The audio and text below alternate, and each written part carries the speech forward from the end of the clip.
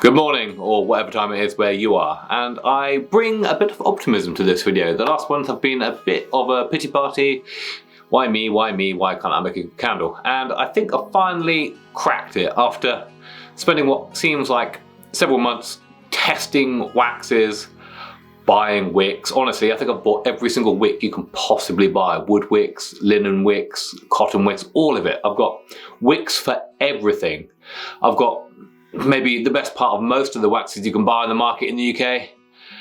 And yeah, I've just been testing and it just feels like I've been bashing my head against the wall, and I think I've finally made some progress.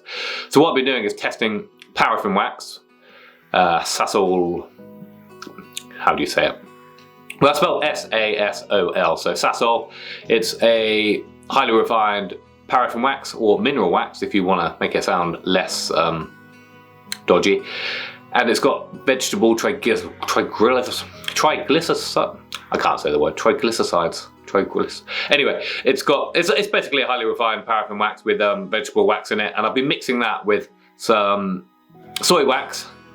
So 60% paraffin, 40% soy wax, and it's been making some pretty good candles. I'm pretty happy with that. The smell is really good, and I'm actually going to move away from my glass jars. So the glass jars normally look a bit like this. If you're going to focus, hit the button. Come on. Yeah, they normally look like that.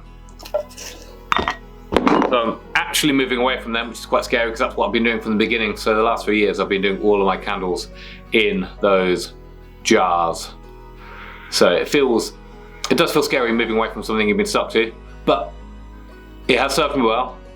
But hasn't really taken me to where I want to go.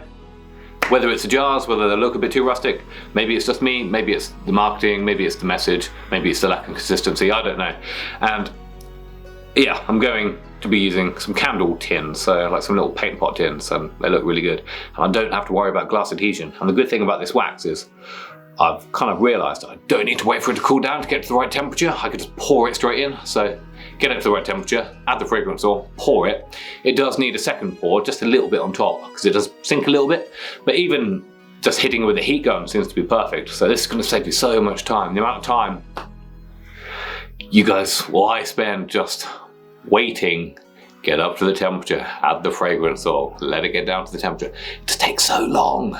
So this is going to save up so much time and speed up the whole process. So I think I can really scale with this. And I think I'm not going to bother with all of the frilly bits. So I've been adding little gift tags to them and stuff like that. And it's a cute little addition, but it just takes time. Do people really care? I don't know. They just want a good smelling candle with a nice story.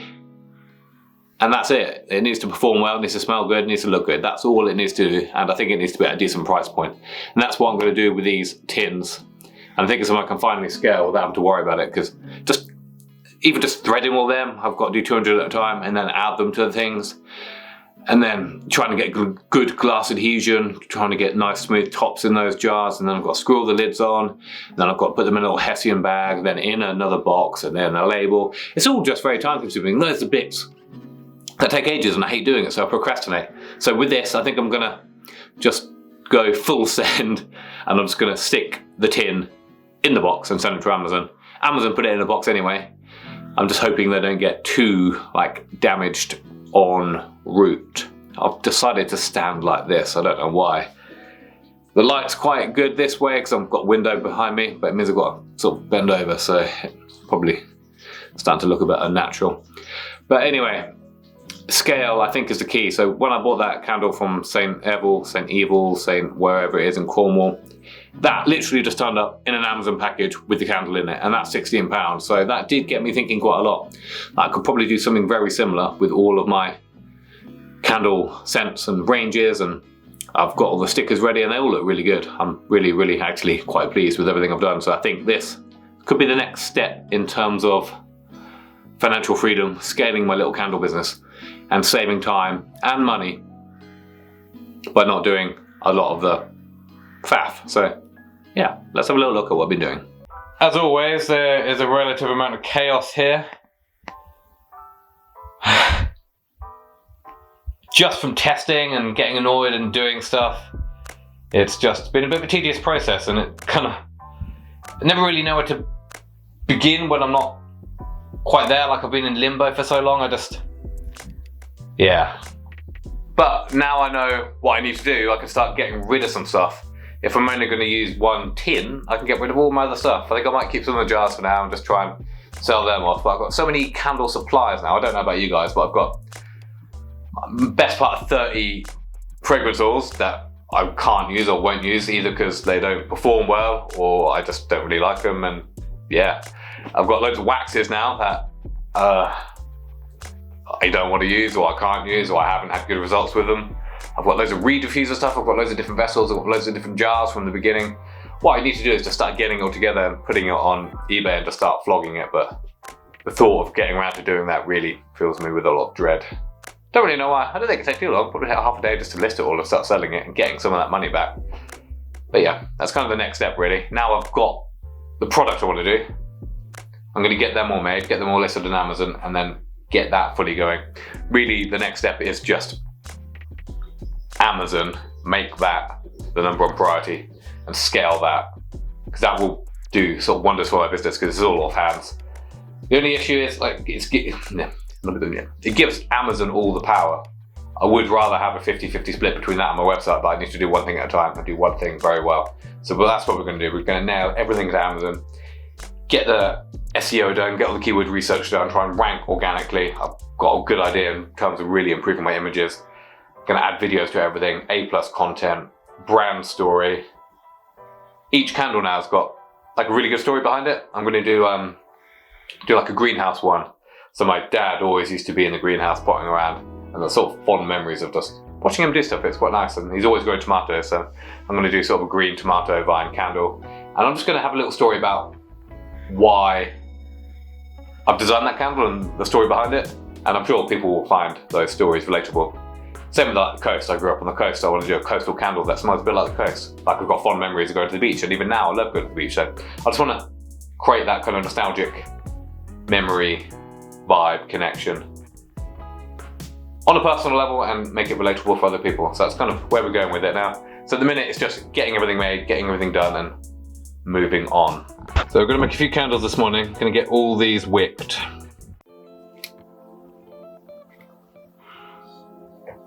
I used to really hate the wicking process, but it's quite enjoyable now. I find it quite a good way just to zone out, almost like a little mini meditation.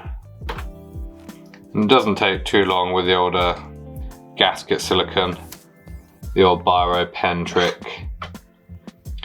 And now because these candle tins are a little bit smaller than my jars, I can get quite a lot in my boxes. So these are just catering trays that I got from Nesbit's. It's just quite an easy way for me to transport my candles from one place to another. Because what I used to do is just have them all just laid out in nothing, so when it came to moving them, I'd have to put them all in something else, and it'd just take a lot of time.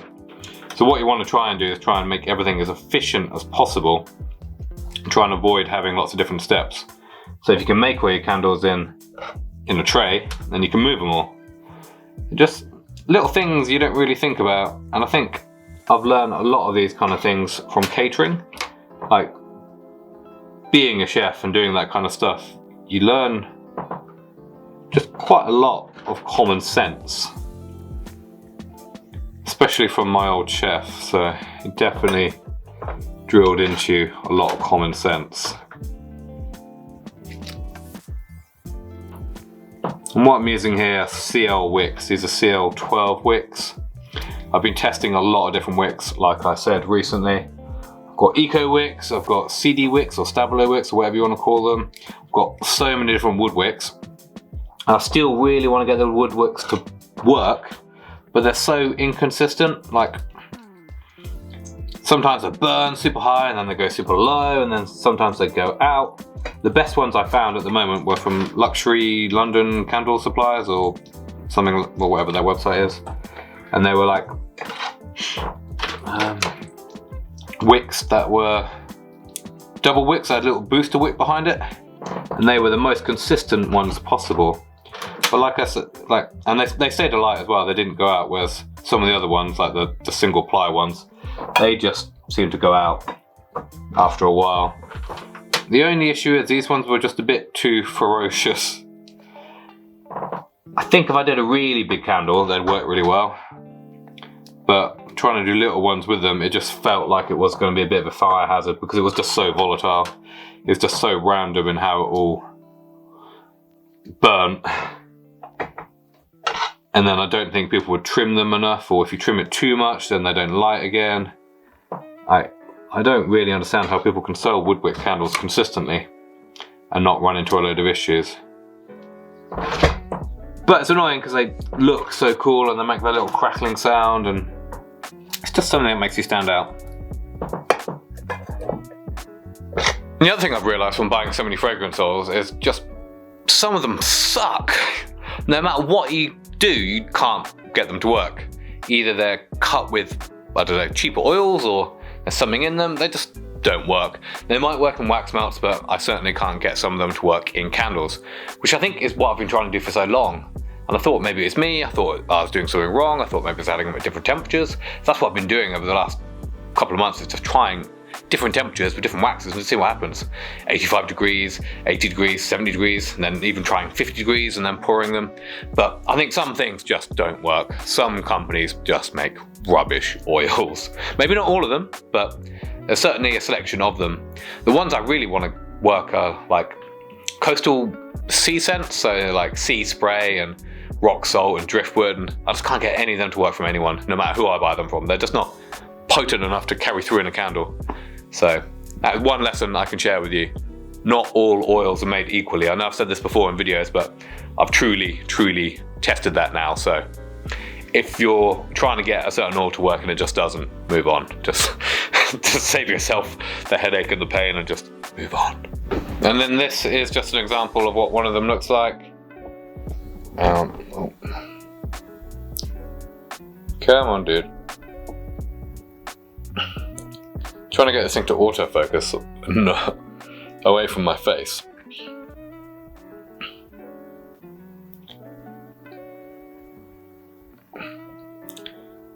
Yeah, so that's what they look like in the tins, and then I've got little labels on top, so I think they're perfect. They're a little bit smaller than the ones I did before, so these are going to be like 220 grams, maybe 250 grams of wax max, which is fine. It's still going to get a 45-hour burn time, which I think is perfect. I think what people want is just a nice candle that smells well, works well, and looks good.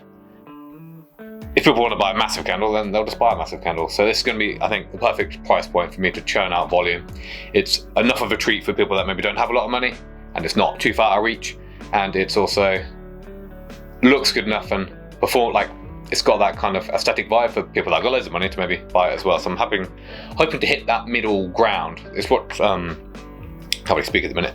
It's what my boss does with his pub. So everything's homemade food. It's all really tasty, but it's like approachable enough for people that maybe don't have a lot of money, so that it feels like a really nice treat. You can do it once in a while. And it's also good enough for the people that are super rich to come and bring their families, and like, if they're a bit strapped for cash, then it still feels like a proper treat. So it's like that middle ground where it's kind of appealing to everyone with varying different amounts of money. I hope that makes sense. In my head it makes sense, but the words are coming out badly at the minute, so yeah. Anyway, moving on. But yeah, I've been testing a lot. Really, with these candles, is just to have a bit of like overhang. I don't want a full melt pool in the beginning. I want it to sort of go down, because when it gets down to here, it's going to burn differently than it does up here. So at the bottom, it's going to get really hot. So I want a bit of overhang just to stop it getting too hot. So I'm trying to get it to wick just maybe ever so slightly under, that when it gets to the bottom, it's still just safe, basically, is what I'm going for. So these tins might get quite hot, same with the glass jars. I don't want just a perfect melt pool in the beginning. I want that bit of overhang, I want that bit of drip, and that also does create quite a lot of sort of hot throw as well, because it's just sort of dripping and melting down. So if you can get the wick perfectly, just to leave a little bit, this isn't the same as tunneling. If it tunnels, it's just not going to work. It's just having that little bit of overhang around the outside. Just as the candle burns down, it's just burning down. That's creating a bit of resistance against the metal, so it doesn't get too hot, and it's going to burn perfectly. It's going to use all the wax up, but it's just going to be a bit safer. So that's kind of the goal with this. I think sometimes when we all try and get like a perfect melt pool in the beginning, that might just be too hot as it gets to the bottom, basically. A few more testers there with different waxes, different wicks, wooden wicks and all sorts. And this is essentially the candle graveyard. This is everything I've made that I don't want anymore. So many different testers, honestly. There's maybe 6 different types of wax here, 10 different types of wicks, and I don't know what to do with them, so I'm just giving them away. They do work. Some of them might not work perfectly, some of them might not smell that much, but I don't know what to do. This is a lot of money's worth, but all of this testing has been necessary.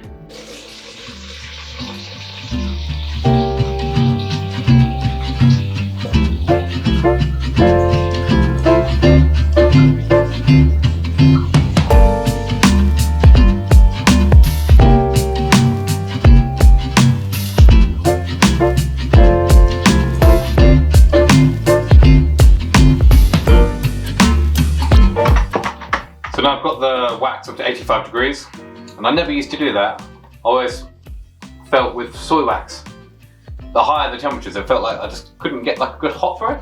Even though everyone says add your oils at 85 degrees, molecules and things expand so the fragrance oil can get into it, all that stuff. I can't really explain the science, but now with the paraffin wax, because it sets quite quickly and I think it needs to open up, I've been getting into 85 degrees and I think it needs to be done, it works. So that's what I'm doing with this. It just takes quite a while to get it up to heat. So yeah, then I add in the fragrance load. I'm doing sort of between 8 to 9%. Give it a good whisk. And then I'm not even going to wait for it to cool down. I'm just going to pour it straight in,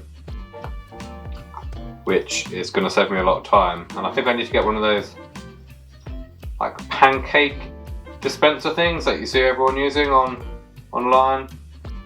I think that would make a difference. I'm just gonna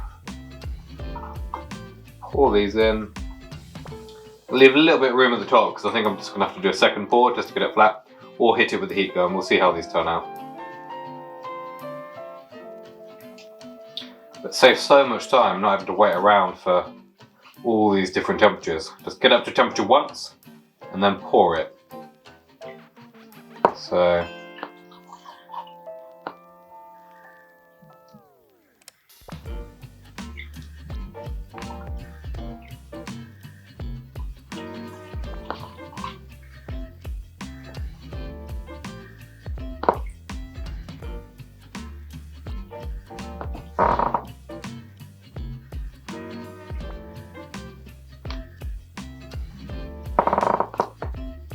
there we have it, 40 candles poured in the space of maybe just about an hour, maybe less, maybe 40 minutes.